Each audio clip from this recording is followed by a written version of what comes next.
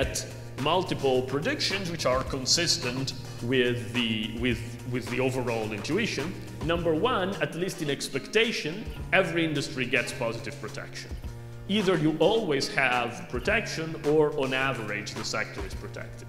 And protection, again, is higher when the public is less informed, is lower when producers are numerous, and finally, it is also higher when price forecasts are more valuable. Let me emphasize again the final fact: you will not have this effect if the policy is not distorting prices. You want to do inefficient redistribution because it's the inefficiency that catches the eye of the people you are redistributing money to, and so they would be happier about efficient redistribution, but they wouldn't know it. They wouldn't vote for you. You have to do it in a price distorted way. I think it is not very difficult to argue that financial markets exhibit ambiguity.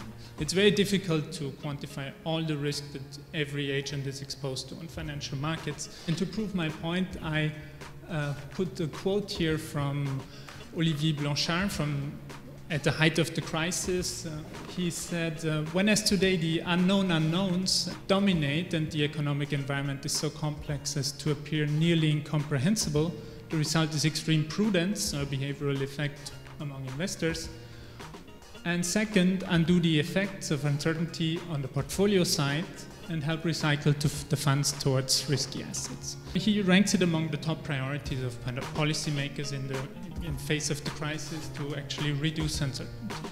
What I really want to focus on is the fact that we know whenever we do an empirical exercise, we have to think carefully about what's the source of variation we're looking at, and especially in the context of history where you cannot do randomized control experiments. You really have to be smart and try to come up with some interesting ways of constructing meaningful counterfactuals.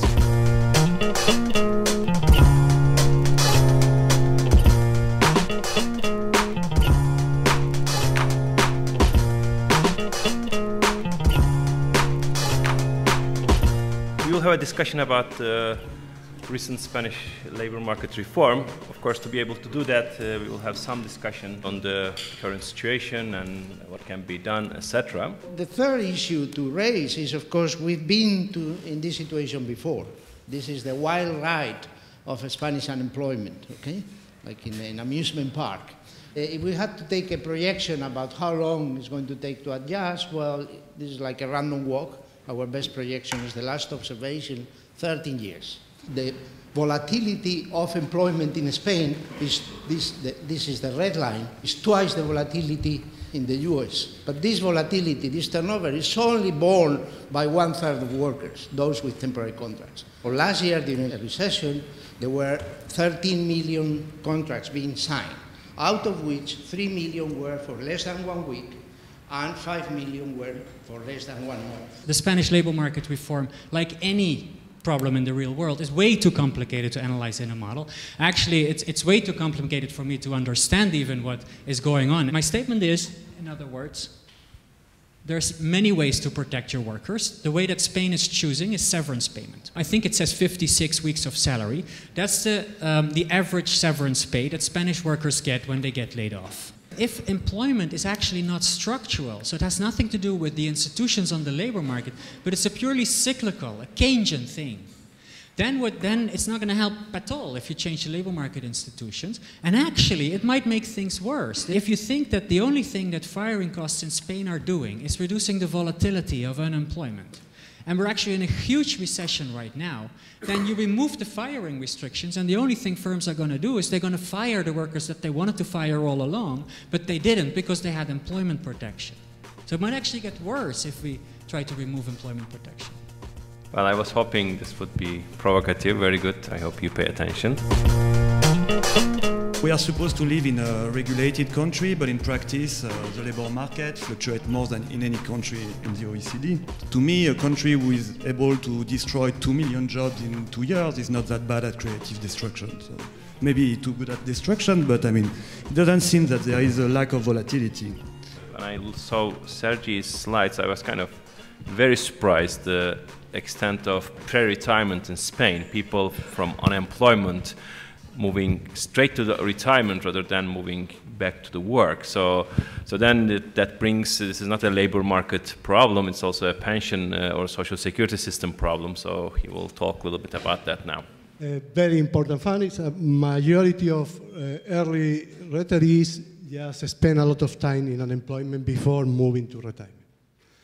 And that's a waste of resources in the economy, for sure.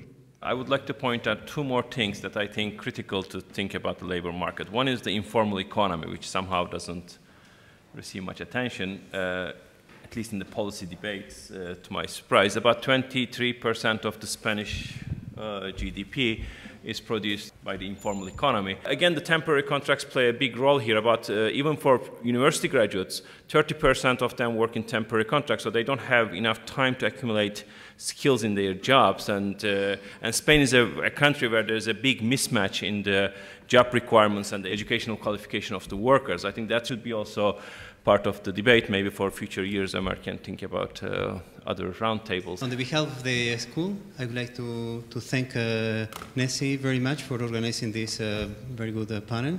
I'd like to thank Juanjo in particular, because the effort he made in coming here, and then the other participants. I will also thank the staff of the GSE, in particular Anna, for her help. And then I would like to thank all of you very much. Thank you. Next.